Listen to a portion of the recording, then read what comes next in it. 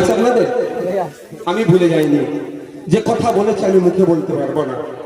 আমার হিন্দু সমাজের মা বাপ ভাই বোনেরা বিশেষ করে মায়েরা শিব ঠাকুরের বেশি ভক্ত, শিবলিঙ্গতে তারা পূজা করেন।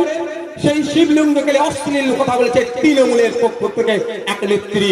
যদি তৃণমূল এই বিষয়টা চুপ থাকে তাহলে আমাদের পুরো ধরে নিতে হবে হয়তো তৃণমূল, সমগ্র তৃণমূল ওনার বক্তব্যকে সমর্থন করে। বুঝতে পারছেন না? সন্ধ্যাবেলায় টিভি খুললে 3 বছর জেল খাটা মাল বসে বসে বড় বড় কথা বলে, আর শিবলিঙ্গকে নিয়ে যখন বাজে কথা বললো সেই বিষয়ে তাহলে ক্লারিফিকেশন দেয়নি। কেন দেয়নি আপনারা প্রশ্ন করবেন না? ও আপনার মাথায় টুপি আছে, শিবলিঙ্গকে বলেছেন, হাসি লাগছে নাকি? হাসি লাগছে নাকি? আমরা ধর্মপ্রাণ মানুষ, আমরা ধর্মনিরপেক্ষ দেশে বসবাস করি। ঠিক হযরত মুহাম্মদ সাল্লাল্লাহু আলাইহি ওয়াসাল্লাম সম্পর্কে যদি কেউ বাজে মন্তব্য করে মাথায় টুপি দিয়ে প্রতিবাদ করবো। হরিচাঁদ গুরুচাঁদ ঠাকুরের নামকে অবজ্ঞা করলে মাথায় টুপি দিয়ে।